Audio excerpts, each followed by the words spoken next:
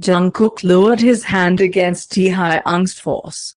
"He's poor, Mom." She pointed a slender finger at Jungkook as though he were a monster. She seemed to be the only one who was willing to say what everyone else was thinking, or maybe it was the alcohol. "How could you do this?" Miss Kim moved from her seat on the couch to cuddle Jia. "Announce something this big during the holidays?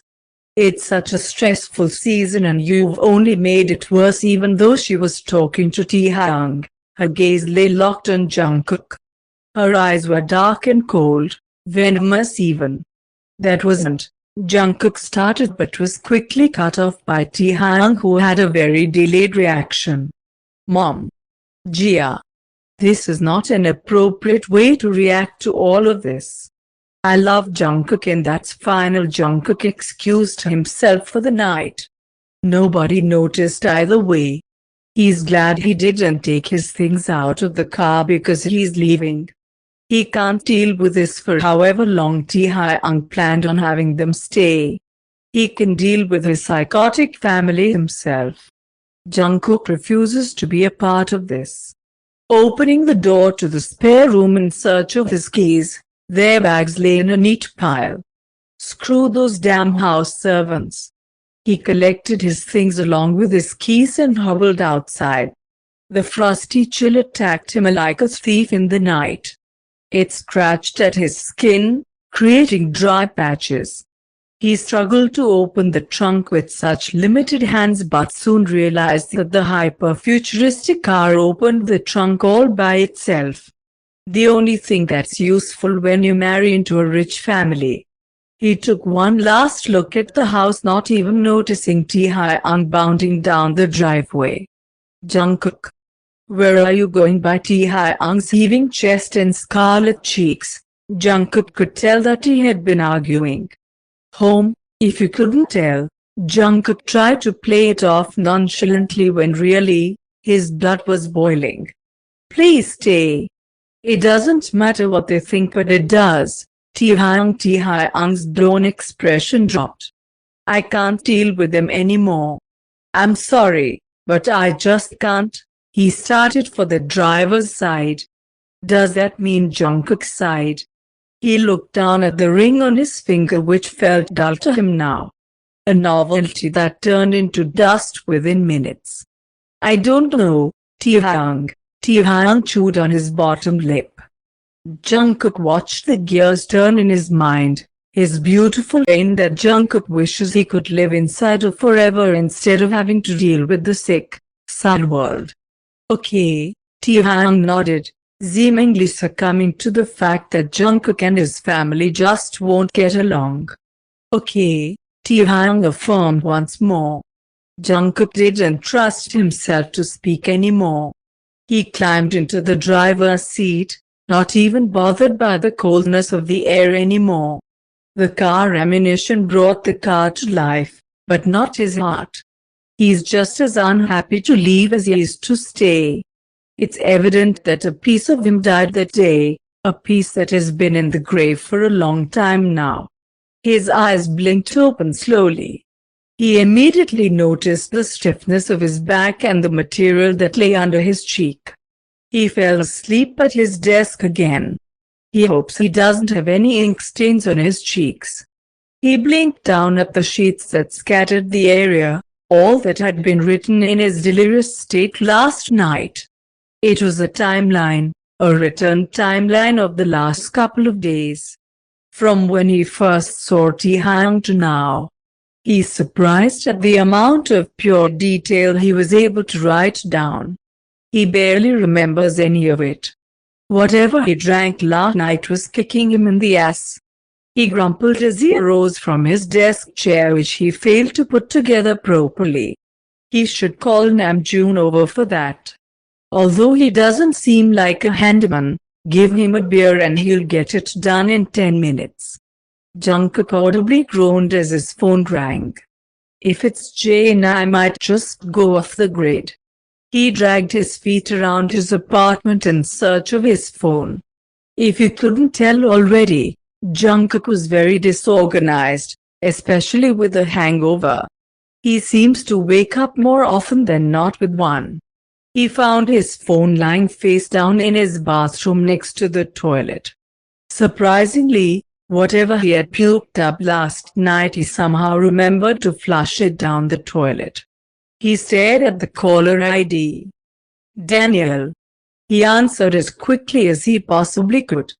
He covered up his hoarse vocal cords with a sugary sweet voice. "Hello, hey, are you busy this afternoon?" Straight to the point. "I'm not sure actually, let me check." He put the phone on mute and stared at it for a minute or two. "If you were wondering, no, Jungkook doesn't actually have a written schedule." "What did you have in mind?" Jungkook asked once he got off mute. "Wanted to treat my favorite boy to a lunch date," Jungkook hummed. "Maybe I could squeeze you in." "What time?" "Noon." "I already have a reservation for you." Sweet cheeks. Jungkook wanted to barf again, but instead, he let out an innocent giggle which made him want to puke even more. "All right, Daniel. I'll be there." He could practically hear his smirk through the phone. "See you then." Jungkook was quick to hang up before Daniel could. He had to assert himself that way. Jungkook looked at his poor complexion in the mirror. Oh God, his eyes were red and puffy along with dark, purple eye bags that stood out against his pale skin, cold and icy like snow. He lacked the youthful blush that used to cover his cheekbones, ones that were now sunken in instead of full of life. Normally, Jungkook would just accept the fact that he wasn't pretty and then eat ice cream and watch Law and Order, but not today. He had to fix himself up. Past leaving the house with this broken thing is embarrassing. Jungkook stood in front of his mirror after a very lengthy detox. He even had a ginger shot or two. Don't recommend. Jungkook claims that he doesn't have a skincare routine, but in reality, he does, but he just never sticks to it. He'll do his entire routine maybe once every 2 months or whenever he decides that he wants to feel hot at 3 a.m. Whichever one comes first. He fixated on his plush and moisturized skin. He adored how it glowed in the bright vanity lights. He wishes he could look this refreshed all the time, but alas, he prefers to be lazy and disgusting. He slung a tote bag over his shoulder to throw all of his unnecessary shit in. His nose crinkled once he saw his reflection. He looked like someone he knew. He's not gonna think about that too much. He grabbed his coat and a pair of sunglasses on his way out. It's a sunny, but cold day. His phone pinged. Daniel sent his location.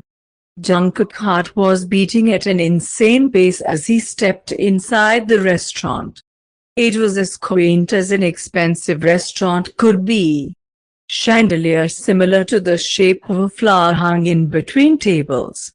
Couples and old money families dined in quiet chatter and soft orchestral music. Jungkook could tell from the name that the restaurant was French. Jungkook, Daniel's warm voice chimed in his ears. He looked very dapper for how casual this setting was. It was all silk shirts and slacks at the moment. Dressed to impress, I see. Jungkook smiled charismatically. Only you, sprinkled over his cheeks. He felt the need to check his appearance. Shall we? Daniel held out an arm which Jungkook accepted gladly. He hadn't been on a date in so long, he forgot how exhilarating it could be. If Jungkook said he was paying attention, he'd be lying. His sunglasses stayed perched on his nose bridge since their table was right next to a window and the sun happened to be shining directly into his eyeballs. He enjoyed a nice people watch every once in a while. It was more entertaining than whatever Daniel was saying. You're having fun, aren't you? Daniel stretched his arm across the table to grasp Jungkook's hand. Yes, of course. No, he did not feel guilty for lying either. It's human nature. Good. Daniel slid his fingers in between Jungkook, kneading at the skin there. It felt weirdly sensual. He was pretty much fingering his knuckles. Gross. What can I get for you two? The waiter set down their authentic French mimosas. I'm going to get the steak fries. Daniel paused to let the waiter write it down. And for you, sir. The waiter looked at Jungkook expectantly. He's going to get the bistro salad with red wine vinaigrette, please. Jungkook glared at Daniel even though you couldn't see his eyes through his shades. Sounds good. I'll bring that out soon. Jungkook smiled at their waiter as he walked away. He wouldn't have snapped at Daniel if he wasn't desperate to keep this date. He was desperate. His love life had been collecting dust for years. Yes, dating his old obsessive boss is a low grab, but at least he's hot. Although, Jungkook was quite hungry. He peered down at his stomach. It was an insecurity he's had ever since he was a young child. He was never taught like the girls or muscly like the boys. He would get bullied for looking pregnant. He would run off the bus and into his mother's awaiting arms, sobbing about what they said on the playground. Although he felt relief being with Taekook, he couldn't help but have a nagging feeling of jealousy when he would spot Taekook changing or when they were in bed. Sucking in his Becau muscle memory. He swallowed as that itching feeling clawed up his throat, constricting his vocal cords. You're so beautiful. Daniel's hand floated towards Jungkook's cheekbones, to which he shied away from the touch. Are we getting shy now? Jungkook wanted to hide. Daniel's remarks about his beauty meant nothing to him. Nothing could change the way he felt about himself, not anymore.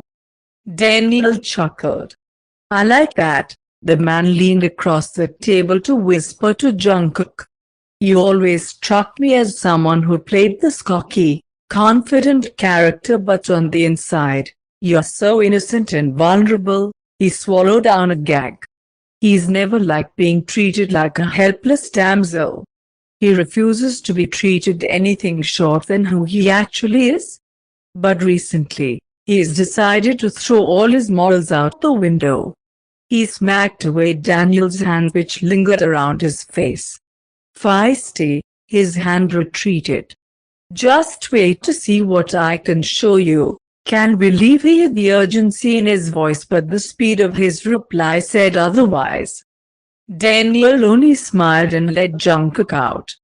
He followed Daniel through the restaurant like a lost puppy, hidden behind his larger frame. He wanted to hide himself. He felt stupid. He kept his sunglasses on to hide his eyes, which swelled with tears. He tried to tell himself to be grateful, but what's the point of having a date if your date is implying that you need to lose weight? Jungkook just assumed that his wandering eyes meant that he thought Jungkook was attractive or that he liked his outfit. But now, he's not so sure. Jungkook was so lost in his own loathing that he almost bumped into another customer. I'm so sore. Jungkook stopped dead in his tracks. The girl was beautiful. Her eyes were circular pools of malachite. Her dark eyeshadow flicked up into sharp wing, making her look even more mysterious. Dirty blonde hair fell into waves over her shoulders like a mermaid of the sea. Her cherry lips curved perfectly upwards as though they were frozen in a seductive smirk. But that's not what stopped him. What stopped him was the hand she was holding, one that was holding on to hers like a lifeline. He knew that anchored her to anywhere. Taekook. Their eyes matched each other like twin flames. He would have been surprised to see him with a new girl, but she's beautiful. A goddess on earth. Nobody would pass her up. He fixated on her lips, which melted into a real smile. It's all right. She turned to Taekook, whose eyes never left her. Let's go, Tae. Jungkook watched them walk off as though he had just seen a ghost. He felt like he was watching himself from the outside, himself if he was pretty like her. The mannerisms, the nickname, History always repeats itself.